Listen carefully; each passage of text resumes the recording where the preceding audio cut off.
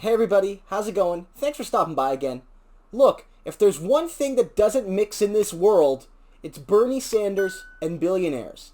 They don't like one another. And you know where I stand? I stand with Bernie against those billionaires. And so in a political system that for so long has prioritized fundraising from a small group of elites rather than a large amount of regular people, Bernie Sanders is really changing the game. As I've noted in previous videos, Bernie Sanders not only leads in total donors, but in total amounts raised. And further to that, his donation base is the most evenly distributed throughout the United States. You know, the New York Times had that great map that demonstrated that. I'll post that up here in this video. And beyond all that, we know that Bernie Sanders just a couple weeks ago on his website launched a list of anti-endorsements. These are groups of very wealthy CEOs and investors and party donors who, for whatever reason, usually it's because he'll tax them more, they don't like Bernie Sanders and they're not afraid to say it. So Bernie has said some of these people are truly awful and I don't want their endorsement.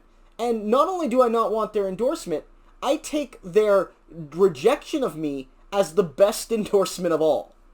So it's no surprise that on Forbes today, there was a list of Democratic candidates by the amount of billionaires who donated to them. And they used the idea that it's billionaires and people who are directly related to billionaires.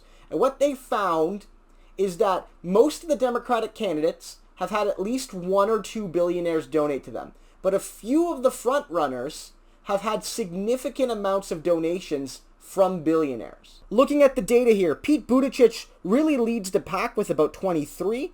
Cory Booker, even though he's not really a top candidate, it has 18. Kamala Harris, 17. Michael Bennet, again, not a top candidate, but he's got 15 billionaires donated to him.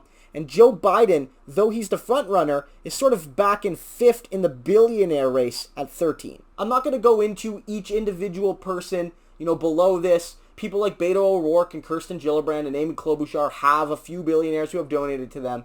But I think it's important to note that for the most part, a lot of billionaires are supporting the mainline Democratic candidates, the quote-unquote centrist Democratic candidates. Some billionaires are supporting multiple candidates. But what matters is that when you get to the bottom of the list, you see two broad camps. On the one hand, you have candidates that don't get a lot of donations, period, so they shouldn't really be expecting to get a whole lot of billionaire money at all. And you have big candidates that don't get a lot of billionaire money because their policies challenge billionaires. And the first on that list is Elizabeth Warren, who's one of the fundraising leaders, both in terms of dollars and donors, and she only has 2 billionaires who have donated to her. But most important of all is Bernie Sanders.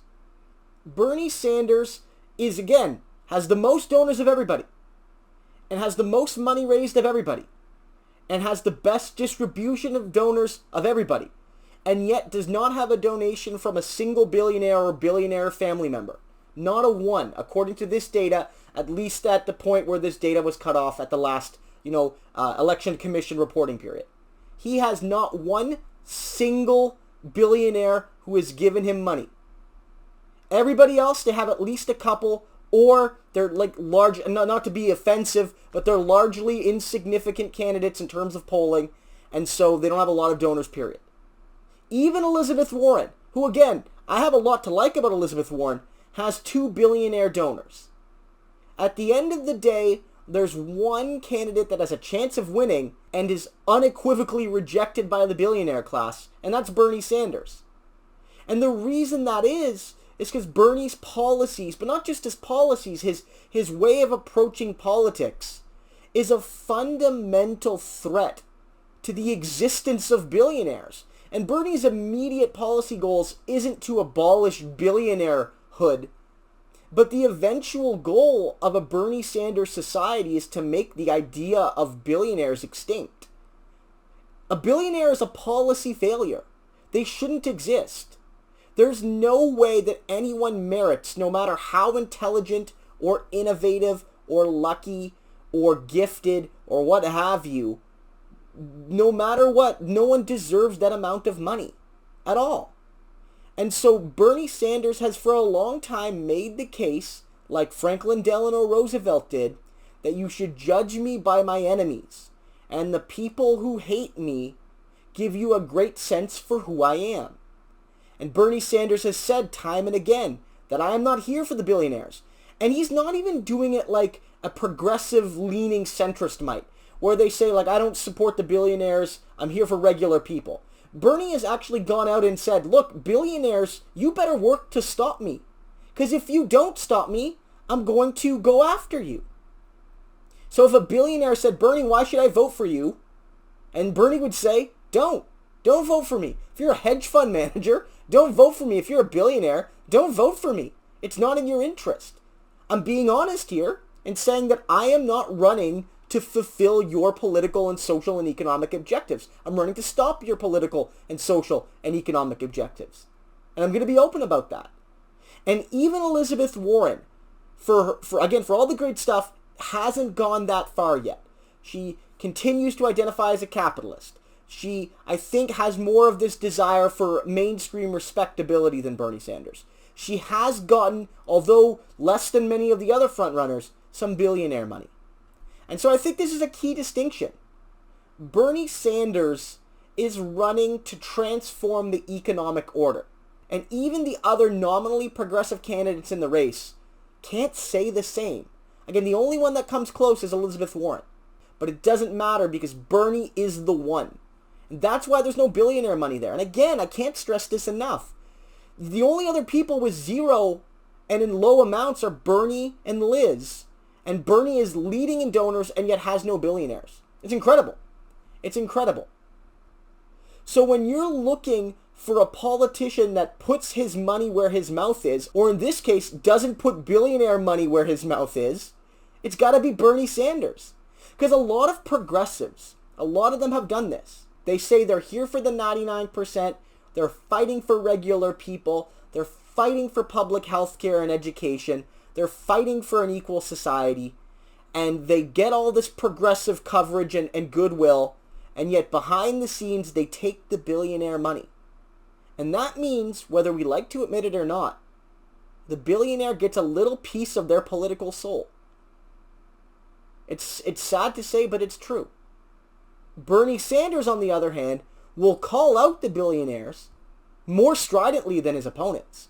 But unlike some of them who criticize the billionaire class, he doesn't go behind the curtain after his rally and take a sack full of cash. He doesn't do it. Because he has a deep integrity and a deep conviction and a deep understanding that if you can run a political campaign that doesn't require the support of the rich, then you can really strike fear in the rich. Because for so long, the rich have won either way. They've controlled the Republican nominee and the Democratic nominee. And they've controlled all of the people who were vying for those nominations that failed. Bernie Sanders is a deep exception. Bernie Sanders' most common donors are people who are teachers and people who work at Walmart. Those are the most common people to donate to Bernie Sanders. Why? Because those are among the most common professions in America, and those are among the regular people that support Bernie Sanders and his vision. So people could say, every candidate's indebted to some lobby or another, so don't be all high and mighty. Some people have oil money, some people have tech money, some people have bank money, some people have insurance industry money, some people have pharmaceutical money. Everyone's, has a billionaire's hand in their pocket. But Bernie's lobby is regular people. What are you going to accuse Bernie of? Being in lobby of big working class? Of big middle class? Of big poor? Of big struggling to make a better life for themselves and their children and their community? Is that what you're going to do?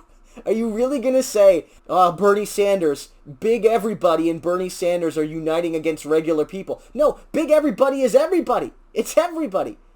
I'd love to see people go after Bernie on that. Because I don't think it'll go well for them. Ultimately, at the end of the day, Bernie Sanders is not just proposing different policies, but he's doing politics differently. And I've spoken about this before. He does politics differently when he doesn't rely on billionaire money and doesn't take any billionaire money. He does politics differently when he says, I'm not just going to be commander-in-chief, but organizer-in-chief.